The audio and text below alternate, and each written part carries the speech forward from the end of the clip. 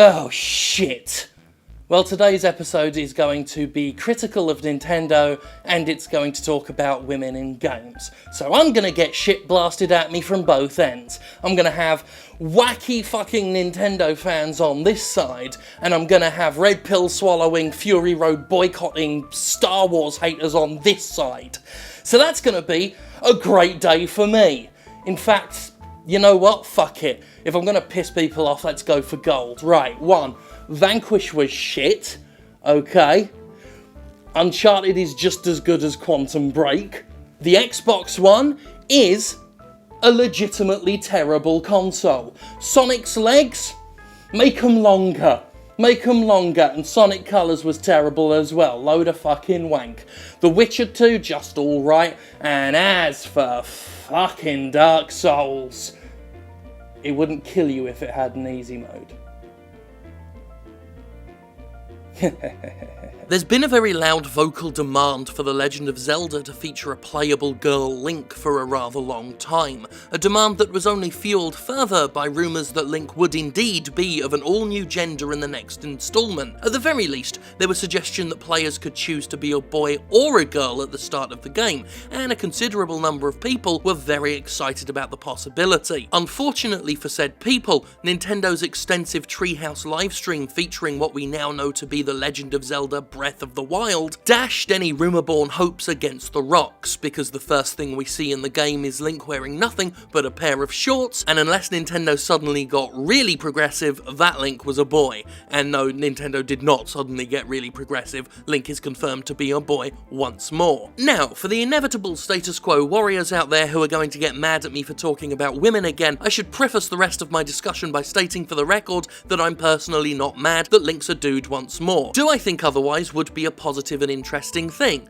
Yeah, I do. I think a big portion of the fans wouldn't really give a shit if Link was a woman, while another portion would be very happy indeed. And from a more cynical PR standpoint, I think it'd give Nintendo even more of a spotlight for the game than the considerable one it already enjoys. It'd be a landmark thing, and that would be pretty fucking cool.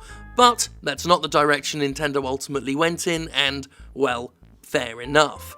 It ultimately doesn't ruin the game, which for the record looks pretty fucking hot. That said, the reasons given for why Link has to be a guy or why we can't play as Zelda herself are some of the dumbest fucking excuses for a creative decision I've ever fucking heard. I mean, they're stupider than the time Ubisoft said they couldn't put playable women in Assassin's Creed Unity because it's too hard, just before they found the Infinity Gauntlet or whatever other cosmic power was required for the fuckers to make Eevee Fry in Syndicate. I mean, get a load of this glue-huffing guff.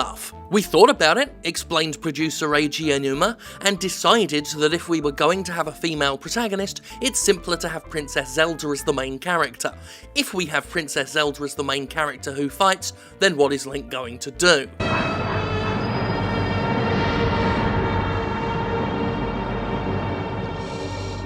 I mean, the explanation is beyond belief. Here we have a creative mind, a creator of creative content, and he's not creative enough to come up with literally any other reason for Link to be in a Zelda game when Link could be in a Zelda game for literally any reason. This is a series that can make something like this fucking thing, dredged from the collective hell nightmares of humanity's worst serial killers, and we're supposed to believe that its makers lack the imagination to give Link any sort of non-player character role in the game? I can't buy it.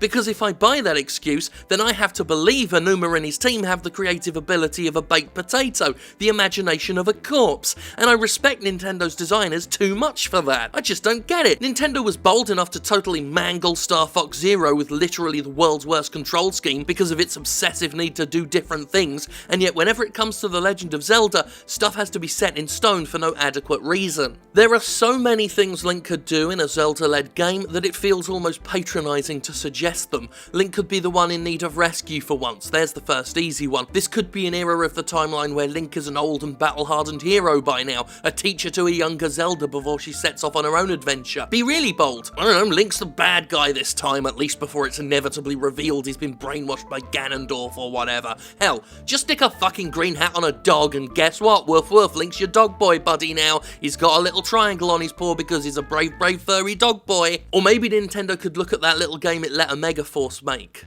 Hyrule Warriors, that one, yeah, because there was sure as shit a playable Zelda in that, and she was fucking badass. And guess what? Link was playable too. So, like, maybe they could both be playable? Would that be too ridiculous? The possibilities are endless, and it's glaring when someone representing Nintendo, the company that once made a fucking stupid robot for no goddamn reason, somehow can't think of an idea, even a convoluted one, to explain something that could be explained 10 million billion ways. But wait, there's more! Talking to Kotaku, Aonuma had this to say on the subject of a potential femme Link. The Triforce is made up of Princess Zelda, Ganon and Link. Princess Zelda is obviously female. If we made Link a female, we thought that would mess with the balance of the Triforce. That's why we decided not to... What? That explanation doesn't explain anything. I mean, how? How does that mess with the balance of the There's 3 of them. Like, I can't even pick this one apart because I literally don't understand what the fuck the man means. It's actual gibberish. That's like saying I wear a red tie on the Jimquisition because a blue tie would make my arguments less valid. That's like saying if Sherlock Holmes was called Starbuck Gnomes, he'd be less good at solving mysteries. The reasoning presented is flimsy bullshit. Again, it goes back to that ridiculous Ubisoft excuse. It just strikes me as funny that certain game makers can have all these ideas, so many weird and wonderful, often nonsensical stories and concepts and gimmicks, but all of that disappears when it comes to a woman getting a shot at centre stage. Suddenly, there are no more ideas, no more concepts, no more gimmicks, and so we get utterly ludicrous rhetorical questions like, what would Link do? From people who could make Link do absolutely anything and everything. As is the case when I've taken developers to task for this before, it's not the decision itself I care about, it's the limp bollocks backing it up. When Grand Theft Auto 5 featured 3 playable protagonists, all of them men, and they said straight up they wanted to do a story all about men, you know what? Fine. They wanted to tell a story a certain way with characters designed a certain way, and that's fine. Again, I may casually state it'd be nice for GTA stories about women, but I'm not dressing Rockstar down because I don't feel I was fed a line of crap. Similarly, while I know some people are pissed at it, I've personally got no problem with Square Enix's reasoning for Final Fantasy XV's all-boy band cast, talking about how it explores themes of male intimacy and discussing the rather true fact that guys can behave differently when it's just guys together. That's actually narratively interesting to me, and of course it doesn't hurt that games like Final Fantasy X2 and all that lightning rubbish has meant Final Fantasy's given women some damn big leading roles. If Aonuma had just said, didn't wanna, when asked why there wasn't a playable woman, I'd actually respect that. It's Nintendo's story, and if it wants Link a certain way, if it wants Zelda a certain way, that's fine. That doesn't mean it's beyond criticism, of course, any art can and should be criticised, but I'd certainly not be rolling my eyes this hard. If Link's gotta be a dude forever, I can live with that. I mean, fuck, I got Horizon Zero Dawn to look forward to, so I'm good on the women with bows and arrows front. I don't give a thoroughbred fuck if you want your hero to be a guy, just say that.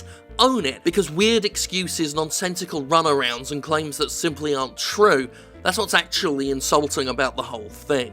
All criticism aside, The Legend of Zelda Breath of the Wild does look pretty bloody fantastic, and I'm very much looking forward to it. And I ain't mad!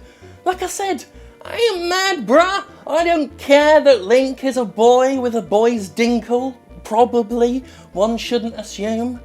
It's just, you know, Nintendo didn't owe anybody a femme Link or a playable Zelda, but, you know, they're presenting a public piece of work, a public production, product, art, entertainment, whatever you want to call it, in the public space, and so that criticism's going to come, and they've got to roll with the punches, and I do think Nintendo knows that, which is fair enough, and I'm just talking about the industry bullshit, which is what I've always talked about, most of the time when I'm not talking about having sex with pogs. You know, that's what I'm here for. And I hope the people who are predisposed to being angry whenever this stuff comes up, and I know there's going to be a lot of people pissy at me for even touching on this subject, I hope they understand that. Because at the end of the day, we've all just got to break those chains of love.